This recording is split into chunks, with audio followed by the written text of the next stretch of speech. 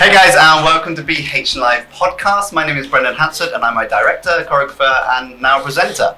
And every week I do a podcast where I interview some of the most amazing artists, influencers, creatives, and just generally amazing, successful people who have an incredible story here at the Souk Madinat. So 5:30 every single week. You can come down, you can have a drink, you can chill, and actually watch us speaking in the pods. And this week I have an incredible boxer.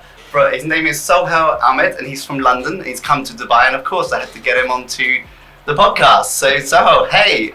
Hey man, how you doing? I'm very good, thank you. It's great to be here. Tell everyone who you are, what you do, and yeah. Okay, well, my name is Sohail Ahmad. I'm a professional boxer, and I've come from London. Yeah. And love Dubai. Perfect. And what brings you to Dubai? Well, it's a bit of everything. You know, I'm here to train. Since they were the gyms were closed down in Of course, the UK because of the lockdown. So I had to come and train because I might be fighting on July the 3rd. Nice. So I wanted to get some training, some strength conditioning training, in before I can go back and the gyms are open and go back and start the boxing side of it. Amazing. So yeah, it's so this is going to be a funny interview for me because I know nothing about boxing. I don't know any boxers. I don't really know much about sport. I used to do kickboxing for years. Oh really? Okay. That was purely to try and build some muscle, which clearly failed. Yeah. So whenever you're talking, assume I'm an idiot. And you can break it down. Who's your fight with? My fight is not confirmed with who is going to be with, but they've given me a date. Yeah. So obviously because of what's going on, everything is in the air, you know what I mean? Yeah. Because of the COVID-19, so we don't really know, nothing is certain. Yeah. But hopefully we'll go ahead and hopefully there will be no more lockdowns and the cases will stay down Fingers crossed. in the UK and things will open up and hopefully they can go ahead with the crowd can come back and watch the fight. So but you must be crazy excited. Yeah, man. I've been out the ring for nearly 2 years now. I just I'm itching to go in there, and fight and show my skills and and do what I love to do. And how have you found this period? Obviously, being such an active person and someone I'm assuming trains every single day. Yeah. How have you found the lockdown, the corona, everything that's been happening? I mean, it's been very challenging. I'm sure everyone can say the same thing. A lot of people, the whole world we are in a very unprecedented times. We're going through things that we've never imagined. Right. You know what I mean? That will come up, and who would have thought in 2019 that next year will be a year that we had. So no one was prepared for it. There was nothing we could have done to get prepared for something we went through, and we're still going through. So for me, I mean, being an athlete, you have to stay disciplined, and there's always ups and downs in life, especially in as a boxing career, there's setbacks. Yeah, exactly, so you just got to stay focused and, focus on what you need to do and just stay disciplined and just have a vision and just clear, tunnel vision and stay. But for me, it was, the good thing was that I was actually working on another project while I was still trying to keep busy, physically active. I was also trying to do other things, and which I will talk about, today. What I've been working on, and I've managed to do that as well. While I was I've been staying active, and so keeping myself focused, keeping myself occupied. Both mentally and physically. So it wasn't crazy hard for you. It wasn't like you sunk down, disappeared, and I'm done. You just found a way to keep your discipline, stay on the training, and every day do a little bit or do a lot. If I tell you yes, I would be lying, because I've had days where I was like, you know what, man, I have had enough. I'm just gonna stop. I'm done. Yeah. Because when you're locked down, when you're at home, because I live alone in London, so being locked down in your flat with no one, and my family lives in Germany, so being away and you couldn't visit anyone, and it was a very, very lonely place. What do you think got you through it? Oh, excuse me. What do you think helped you get there? What got me through is I'm a Muslim. My faith got me through it because of my focus. I said, listen, everything. Maybe this is a test from God. You know what I mean? So I'm just gonna trying to pass this test with the best way as I can. And come out of it a stronger, better, and a more determined human being. And that was my goal. That was just work on myself, reflect on myself, and and say, okay, well, we took a lot of things for granted, in life, because life was in such a fast pace, before COVID, everyone was like 100 miles an hour. Yep. You know, career, work, business, work, this, that, whatever. You know, we took a lot of small things for granted. You know, so this was a kind of a reminder of back. We're like, okay, hang on a minute, slow down. Yeah. You know, life is not all. It's not a rat race. Yeah. You know, life is not about race. It's about Couldn't the agree journey. more. You gotta Yeah. enjoy the journey.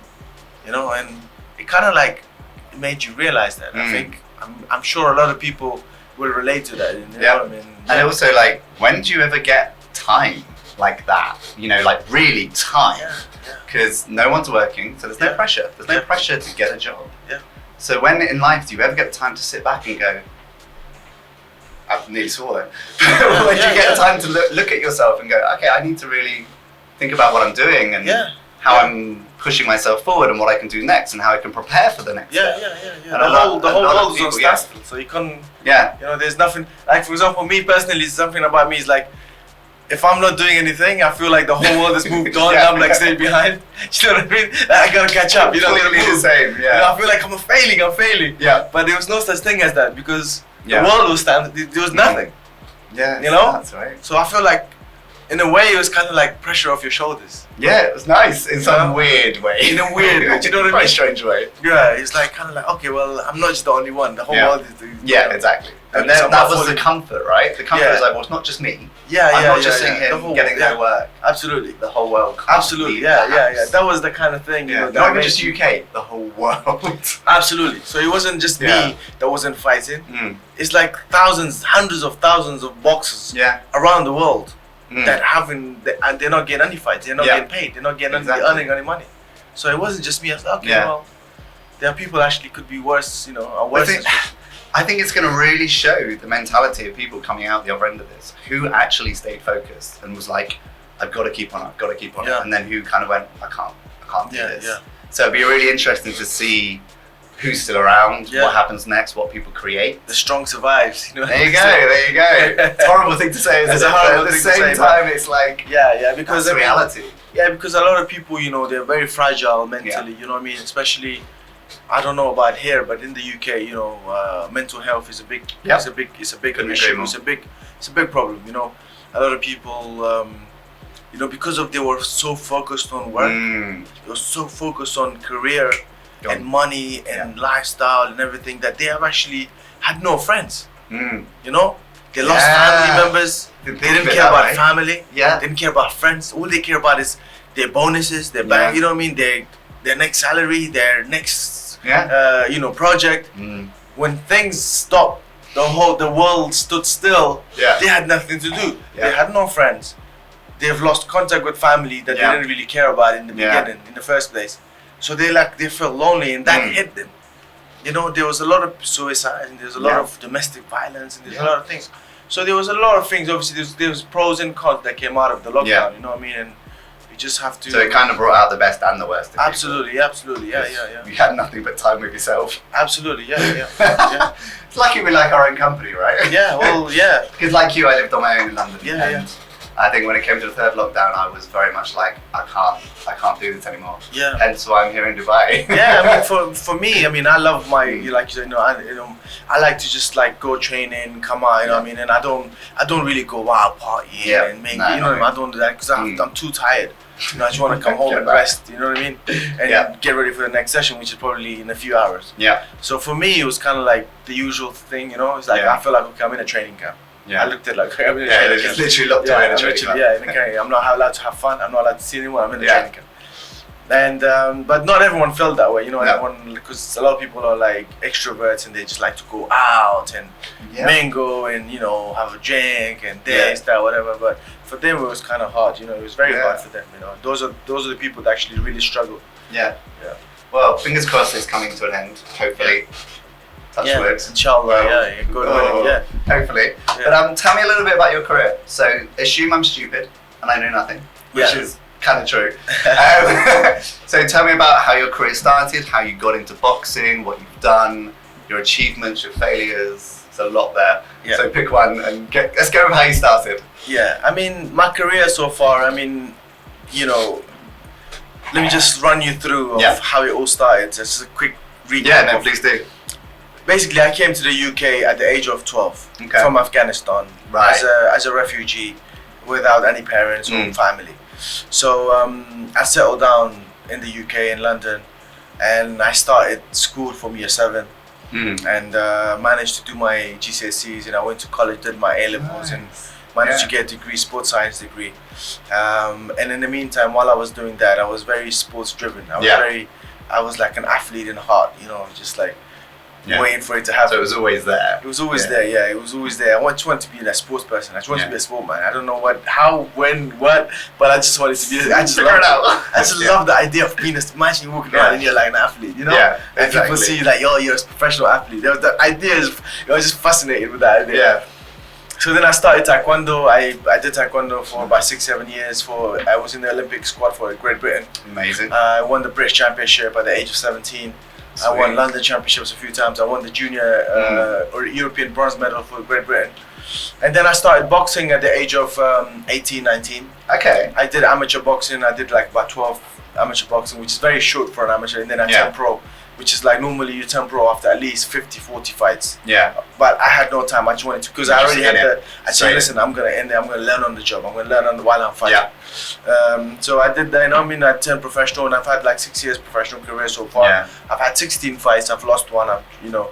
Okay. So it's pretty good ratio. Pretty good. Yeah. I mean, I've had a stop-start career because of injuries and other, you know, financial circumstances. You know what I mean, and personal circumstances, because I was a sponsored athlete, so I had to work myself. I had to work and support myself, and I had to sell tickets, you know, to make sure that people come to my fight, so I can pay for my fights. You know what I mean? Stuff like that. So I had no TV contract at that time, and I had no sponsors that could pay for me. So everything was done for me. I was supporting myself while I was being a professional athlete. So for that reason, you know, it was like a stop, start thing. Of course, yeah. You know, it sounds really similar to the performing career. But, yeah, absolutely. You know, we have to put on shows. Yeah, absolutely. The time you don't, and it's entertainment business. It's entertainment. Yeah. You know, you're there to entertain people, and obviously, hopefully, you'll be thinking that, you know, like praying that you're gonna be good, performing good, have a good fight. You're entertaining fighter. Yeah. So when people come and watch ticket, they come again and they tell their friends, "Oh my God, this guy's good. Yeah. He's entertaining. He's good to watch. Let's go watch him." You know what I mean? So you're betting on that. Okay. And then, you know, also like hoping that, you know, someone out there who likes to see you and see the future in you will get behind you financially and sponsoring you and stuff like that. And for me, I was lucky enough to have a few people in my career, you know, that just came in and helped me and gave me that boost just recently. So yeah, it's been good so far. I mean, I'm on the verge of fighting for some sort of major titles. Nice. This year. I should have done it last year. It should be like international, hopefully WBO, international, European, or IBF, or I asked, you know, but I don't know what one these of are. those European titles, or one of the international continental titles. You know, hopefully one of those ones. Amazing. You know, so now we're just hoping for this boxing to start. You know, and we can crack on and fight it. You know. Yeah. You know, in the meantime, you know, I've been working on other things which we will get to. Yeah. And I'm excited, man. Listen, you know, the future is bright, and I'm lucky to be here. Okay. And, So tell us, if you want to, you don't have to. Tell us a story about before you were 12. Okay. And how, you know, you grew up in Afghanistan. Before I was 12, Afghanistan, I grew up in. My dad was in the military. Okay. Prior to Taliban coming in, you know what I mean. So we lived a comfortable life. Okay. Obviously, my dad didn't have any other skill set, so he was an army man. You know, when Taliban came, you know, he lost the job, and literally we came from here to like literally crashing on the floor. We were to the point where we had no meal for them. We didn't know what the next meal would come from. So I was young. I was really young. You know what I mean? And like the life before my dad had before I could know, I was too young to realize we had life. So growing up, all I knew I was poor. Yeah. You know, all I knew I was poor, and I couldn't afford to buy anything. I couldn't afford to have new clothes. I couldn't afford to have toys. Yeah. I couldn't even have the food that I wanted. Yeah. The what I like to eat. You know what I mean? I couldn't have it. The food that I was craving for, my family couldn't afford it. Yeah. So all I knew was the poverty. Yeah. That's all I knew. You know, and lucky enough for me, my uncle had some sort of money, helped my dad financially, and you know, he paid for me to go to UK, you know, to London, and they said, okay, well, because I was the eldest son. I was the third kid, but the eldest son in our culture, in the Middle East, in Afghanistan, these cultures, whoever's the oldest son has this responsibility to fight. It's like that, exactly. So I volunteered, and I said to Dad, I said, no, you stay here. I said, I will go, and I will do everything to make sure that you guys end up having a good life. Yeah. And I went there and determined and hungry and motivated and listen. I was like a man on a mission. Okay. You know, and as a kid, you know. Yeah. So managed. 12-year-old. Yeah, 12-year-old. Imagine a 12-year-old right now. Imagine a 12-year-old. You know, right? You walk around, and you see a 12-year-old. The only thing he knows is PlayStation. Yeah. The only thing he knows is like, okay, well, he's gonna have McDonald's, he's gonna have KFC, or he's gonna have. Do you know what I mean? Yeah. I didn't have that facility. I didn't have that luxury. I didn't know toys. So at 12, you were like, I'm going to go to England and make money to support my family. Before 12, I turned 12 in London. Oh, wow. On the way. That's the thing, if you listen to I was 11 and 12-year-old now and they give you advice. Go away. Yeah, so that's nuts. I was like, no, I'm going to go and I'm going to give my kid, my brothers and sisters, the young ones, the things I never had. I'm going to make sure that they can afford to buy a toy. So they can afford to buy a bicycle. You know, absolutely. I had to literally grow up like that. Yeah. I had no time to be a kid. Yeah. I had no time. So I literally had to go and, you know, I worked through different jobs, you know what I mean? And different jobs in the UK. And starting from washing plates at the age of 12. Of course, yeah. You know, in the evenings in restaurants and to doing newspaper runs and to doing everything, leaflets and everything I could get my hands on. Just trying to get money to support myself, you know, and also to send money to my mum and dad so that they can have. Yeah, so who did you stay with in England? We stayed in social services. Wow. Kent County Social Services took me in, and then they gave us an accommodation. And so you had no family in England at all? Yeah. I mean, I had my uncle and my aunts. Okay. But they didn't take us, you know what I mean? So okay, got it. Yeah, they didn't. So I just stayed in a social service. Wow. Yeah. So. Do you think, just surmising here a little bit, the fact you had all that adversity at such a young age, do you think that's helped you become the person you are today? Absolutely. Yeah. Absolutely. You hit the nail on the head. Yeah. If it wasn't, I am who I am because of where I've come from and the experiences and the journey I went through. Right. You know, I'm 33 now and I've been this way since I was a kid. Yeah. And just push. Yeah, man. You know, determined. Absolutely. You know, you fail, you go again. You fail, you go again. You fail, you go again. Because we had no time to slack. No. You know, you literally gotta just keep going 100 miles an hour. We're supporting the whole family. Yeah. I mean, it's only recently that I managed to get time and the luxury of going on holiday. I couldn't go on holiday. No. My friends used to go on holiday. I couldn't afford to go on holiday. You know what I mean? So it was just one of those things.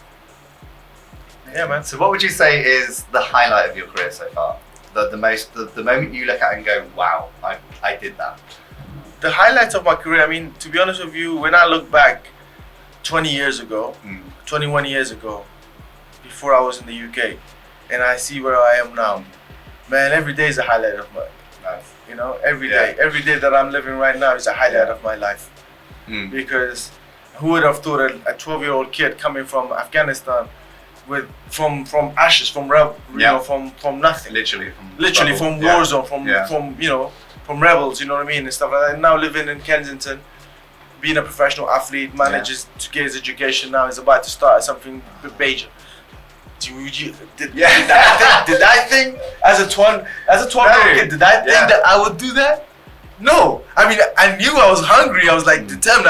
I always knew in the back of my head I will end up doing something. Yeah. But if you would have told my friends or my family that your son is gonna be like that, you know, obviously, don't ask my mom and my dad because they're very optimistic and they're very, biased towards their kids. But if you would have asked someone that knew me at the age of 12 or 11, no, like you're 12. Absolutely. So, would you say like what's the one thing that stands out? I think I can't put my finger on it because everything I have now. Do you think maybe it was because at that young age you were a risk taker? You know, like there's one thing I always say to people: there's always a choice. No matter how bad your situation, there is always a choice you can choose to take or choose not to take. Yeah. And it's normally a risk, and it's normally hard, and it will hurt. Yeah. So maybe at a young age you had that in you. That I will take the risk. Absolutely. I was always a risk taker. I was always the one to take risks since I was a kid. No one wanted me to be an athlete. My parents didn't want me to be a boxer. They said, listen, just study and do your education and do get a It's a job. normal job. Yeah, absolutely. Yeah. They said, okay, why? Why are you gonna go there and get punched in the head for a living? Why? You know? They've got a point. They said, not. I don't know why now, but they said you have good looks. You know, back then, you know, not anymore. Obviously, you know, boxing took care of that. And But- you're like, I don't intend to but get I was punched. I was like, you know, Mom, I love this. She said, but look what happened to Muhammad Ali. He can't Yeah. even, he couldn't even speak. I'm like, okay, well, I try to be more careful. Yeah. You know, get hit. I'm I'll trying to be avoid swift. the You know, punches like, more. hey, you know, attack and dive. You know what I mean? Yeah. But they're like, yeah, it's like, no, well, you know, what if you get injured and stuff like that? You know what I mean? And You're like, I'm gonna. you know, you you don't get a choice. understand that. You know, Yeah. as a performer, whether you're a dancer, whether you're an actor, you're an athlete, whatever you do as a performer, we are performers. You know what I mean? And it's a very high risk industry. Of course. Because one thing can happen, you're gone. You end up working in a restaurant, or you're working for someone, or you know what I mean. And that's how it is. And it's a story that a lot of people have. You know what I mean? They were so talented. Something happened, an injury happened, or a life-changing accident happened, and then boom, because Couldn't agree more. and it's a risk I was willing to take, and it's a risk I said, you know what? Yeah. If I'm gonna end up breaking my neck, you know, and or being paralyzed in a wheelchair and won't be able to walk for the rest of my life, I'm willing to take that risk. Yeah. But you know what? At least I know. The rewards can outweigh it. At least I know I did something that I love. Mm. You know what I mean? Yeah. So I end up being. I would be happy in the wheelchair rather than being in an office and being depressed for the rest of my life. I couldn't agree with you more on that. Do you know what I mean? There's a Because at reason least for I freelancers. knew, like, I would know in the back of my head, okay, you know what? I took the risk. Mm. I wanted to be a professional boxer or an athlete, and it didn't happen. I took a risk. It's my fault. No one else to blame. Yeah. So what's your plans for the next 6 months to the next 5 years? What's your future goals? Well, the next 5 years is to fight for a world title. Nice. In terms of boxing, in terms of business, set up a few businesses and you know, lucrative businesses. Yes. In the lockdown? Well, I have worked. You just built it then. I have been working on it. Yeah. You know, we're just waiting for the lockdown to finish, and now the lockdown is finished. We are about to launch it. Amazing. And in terms of I've set up a foundation. Yeah. In Afghanistan, Wow. Sohail Ahmad Foundation, which helps out families in need, give them food supplies, a month worth of food supplies. Yeah. We just recently did a prior to Ramadan, a day before Ramadan, Yeah. we did like about 50 families, and that's I don't have any donors so far. Yeah. It's just personally myself. How can people donate? Well, they tell can. them straight to the camera to make a Well, point. you know, at the moment, you know, we don't have anything that there isn't a system in place that they can donate money, but that's ongoing. It's in the works, and when you have it, let us know. Yeah, We absolutely. Can share that. You know what I mean? I can share that. Yeah, so when And that put it out there happens, for you. and you know the link in the website and stuff like that, then you guys, you know, every penny counts. You know what I mean? Every one dirham goes. If there's a long anyone way. watching this that knows anyone that would be happy to put some money in, just get in contact with you on Instagram. Absolutely. You know, and you know, I mean, it's like the thing is, you know, because, you know, one thing is, no matter how far you go in life, never forget where you come from. You know, never forget the people that were in your position when you were a kid. So if you're in a position that you can change someone's life, even if it doesn't mean that you gotta make them a millionaire, but if you can give them a food that's worth a month, then you don't have to work as hard, or they can, you know, maybe save something for their kids. That can go a long way, because I remember we had no food. I remember we didn't have no one give us a month supply of food. You know what I mean? So if someone did offer us, it would have been life changing. You know what I mean? It would have been like amazing. So you know, we can, you know, whatever we can. And the next thing is obviously to go around Afghanistan and dig wells for fresh water. Amazing. And you know, things like that. You know, trying to help towards the kids in terms of like keep them active, education stuff. We have some new things in the pipeline which we were working on, and the businesses that I will have that's launching. A part of that, every order that customers buy, a percentage of that money will go towards that. Amazing. So you know, it's just not me, you know, it's just we share. Paying it back. Sharing is caring, you know. Exactly. So I feel like you're gonna get. I know the answer to this question already, but the next question was, what was the most challenging moment in your life, and how did you overcome it?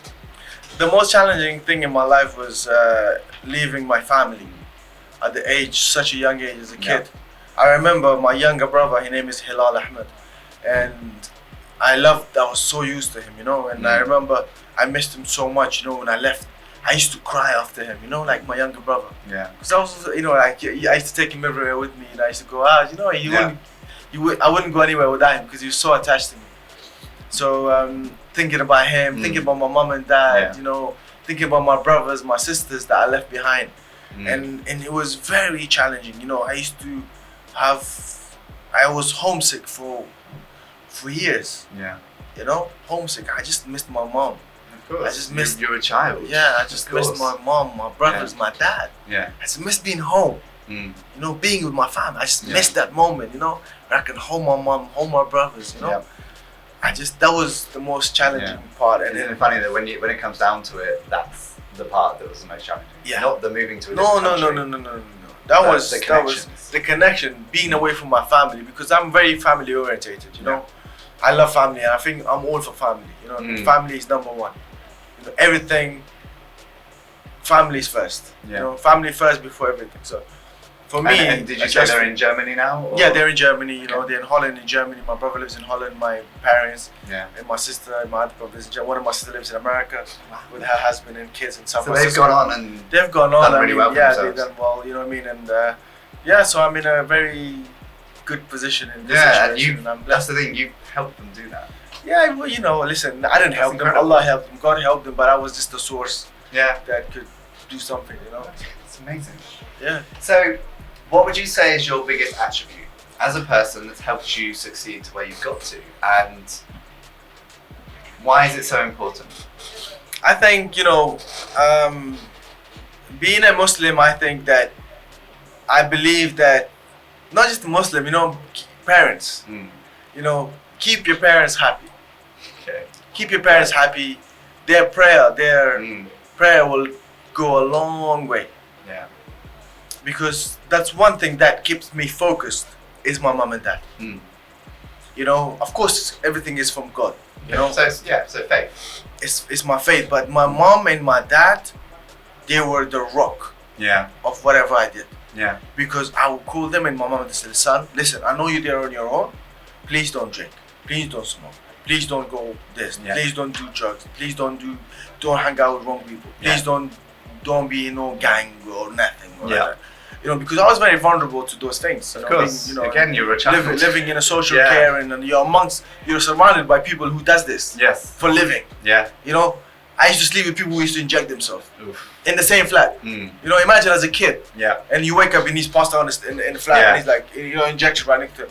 So that's the only thing that kept me going. You know, my mom and dad, that voice in the back of my head telling me, "Son, listen, stay focused, stay focused. Never forget who you are. Never forget your roots and your background, and never forget who you are." And that's what kept me going. So for you, it was your support structure. Even though they weren't there in person, they were there. They were there up here. They were there in spirit, and they were there, and you know, in my mind, and it kept me focused. Wow, that's incredible. Like you're always making me cry.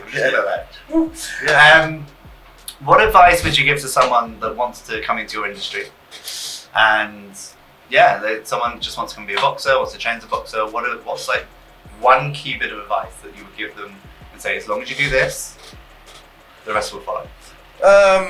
Listen, boxing is a very hard sport. To be a boxer, you have to be very, very tough and strong. Now, I don't mean that physically. I mean that mentally. You have to have thick skin. Because you're gonna have people who will doubt you. You will have people who will use you. You will have people who will literally just make you feel like $1 million, and then tomorrow you're literally nothing. You're gone. So you just focus on you. Focus on what you want to do in life, whether it's boxing, whether it's business, whether it's whatever, and focus on being successful. Because when you are good at what you do, trust me, everything else comes. Money comes, fame comes, friends come, everything, lifestyle, designer clothes, everything comes. Just be good at what you do. So focus on the training. Focus on the training, and the key thing, be a good human being. Be humble, be nice. Be a good person. It doesn't cost anything to be nice to people. Because if you're a good person, And if you're a good human being, you don't have to be great at what you do. But if you're great as a person, people would want to help you. Exactly. People will give you a hand to give you that support. Yeah. How did you overcome the people who came into your life, offered you the world and then disappeared, or doubted you, or showed you rejection? Oh man, you know what? Did you have a coping mechanism, or? Man, I've had those people all my life. Yeah. You know, I've had people who Afghans, you know what I mean, and they literally came, man, this, that, whatever, and the next thing they know, all I knew they were using me, trying to get something. Yeah. But then again, you know, obviously you're a human, you know, and I'm a very emotional person. Yeah. Of course, every fighter is an emotional person. You have to be. Because, you know, you're so tough and you get beaten up, you punch, you go through so much physical there, right? Yeah. Physical, but mentally, fighters, I think, very soft. And I mean, and their heart, you know, like their heart is soft, and mentally they're strong, tough. Yeah. But heart, they're very emotional people. So you get attached, you know, when someone shows you like, oh yeah. Yeah. But then you don't know, you know, what their true intentions are, and then you get attacked, you know, you get let down, and then it's like it hits you. But then again, you gotta stay focused. And that's where the thick skin comes in. Yeah. You gotta really be able to pick yourself up and move on. Absolutely. So we spoke about boxing, we spoke about charity work and what you're up to. So Egoland. Yes. What is Egoland? I'm dying to know. You sent it to me in a message, and I was like, what is this? Basically, Egoland is something that is going to be the it thing. Trust me. Okay, basically, I love breakfast, right? Yeah. And I'm sure a lot of people agree with me because eggs are one of the things you just love to have. I eat them daily, pretty much. You can have it for any time of the day. You can have it for breakfast, lunch. It doesn't matter what time. You can have it for snacks. Yeah. So I love eggs, you know what I mean? And for me, a perfect day, a perfect start to a day is having breakfast, eggs. Perfect. You know? Scrambled eggs on toast. Absolutely. Anything. Scrambled eggs on toast. Yeah. Fried, poached. Toast with anything. Avocado, you know what I mean? Yeah. Anything to do with eggs. Yeah. And in London, obviously, the nice places that you can have this is quite expensive. Yeah. You know, and you know, not everyone is privileged enough to be going there every day and having breakfast that costs you £15 you mean like or places like the £17. Breakfast Club? Absolutely, you know what I mean? There's a queue outside. Yeah, exactly. You know what I mean? You can't afford to pay like £10 to £15 on a sandwich. Not for eggs. Not daily. Not daily. You know what I mean? Not daily. I mean, I couldn't. Yeah. So and then you can go to your cafe down the road. It's just like the English cafe, and you can have like greasy stuff, and then you're like, oh man, you eat it, it's good, but you feel guilty. You know what I mean? There's so many calories. I love a greasy spoon. So they said, okay, cool. You don't get them here. Absolutely, yeah. I haven't found a greasy spoon. There's a great place called the Regency, which is in St James, a very famous English cafe, and it's been there since the Second World War. And everyone, Tony Blair used to go there, Cameron, and all those politicians goes there because it's around the corner.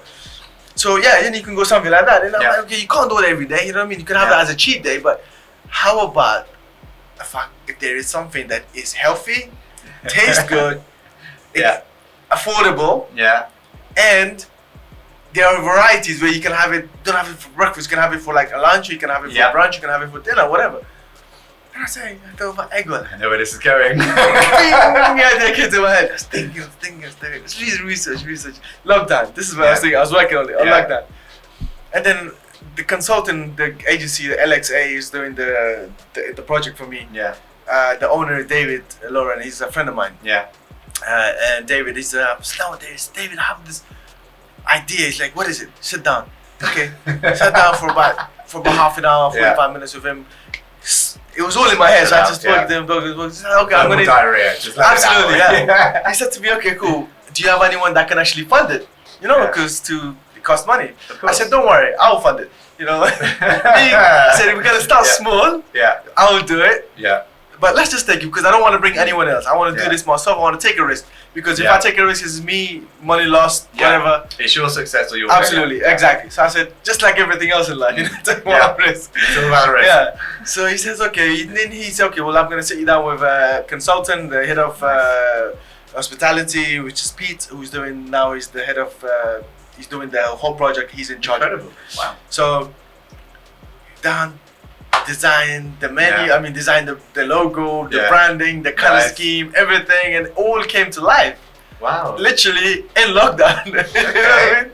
And then we just, now we know we designed the landlord pack and everything and the concept and everything. Yeah. The menus and did the product tasting, and said now just waiting for the lockdown to finish, and we just managed to secure a site in Fitzrovia. Nice. 5 to 7 Tottenham Street, and right next to Goose Street Station. I know it very well. Yes. Very good area, very good spot. It's right next to Charlotte. Live around the back of there. Yeah, absolutely. Yeah. So literally just around the corner from Charlotte Street, Tottenham Street. Yeah. So we're hoping to launch and opening the grand opening in June.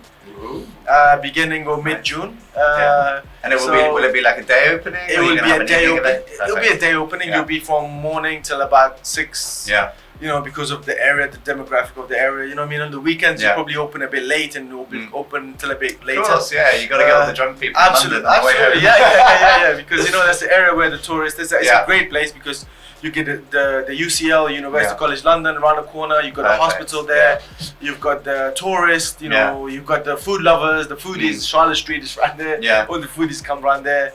Yeah, you've got the residents as well. So you've got the corporate areas. It's a great location, and I'm really happy, and I've got a great team behind me. I've got the Posh Cockney who's doing the marketing PR for me, and I've got shout out to Posh Cockney who absolutely, and also LXA, the project management, and my lawyer, Julia and everyone. I have a great team, and I'm really blessed because to have these people trying to make this happen, and we just can't wait. So excited then. Absolutely. If you're ever in London, bro, you literally come alive. While we're talking about this project. If you're in London, absolutely. I'll be back in London all the time. If you're in London, man, you make sure you pay a visit. And there will be a nice sandwich. I'm coming in with your name on it. Come on, quick, give me some eggs ready. Absolutely, we can have only seven dishes. Really? It's a very small menu, keep 7 it simple, dishes. Keep it easy. There is a vegan. There's options for vegan, vegetarians, and there's a full meat. How do you do vegan eggs?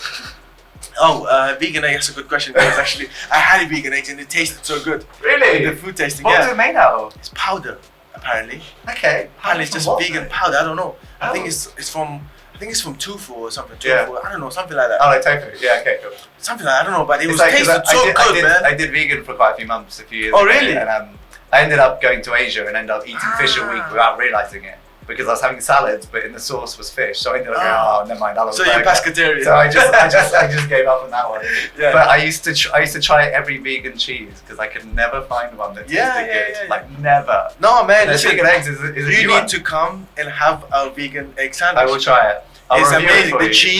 The cheese is vegan. Eggs, even the bun, everything is vegan. Everything is vegan. Wow. And when you say affordable, what are we talking here? So if I wanted to come in and have a simple meal. You should be able to come in with a £10. Yeah. You could have a sandwich. Yeah. And a drink. Okay. Nice. And for London, for people who don't know, for London, that's affordable. For that area? Yeah. There are places which I'm not going to name. No names. Yeah. Man, listen, if you want to have a sandwich and a drink, you spending 15 to 16 pounds. You do. 17 it's pounds. Scary, right? In Egoland, a sandwich will cost between £7 to £9. Okay, cool. Which is a very good price for London. In central London, that's an amazing price.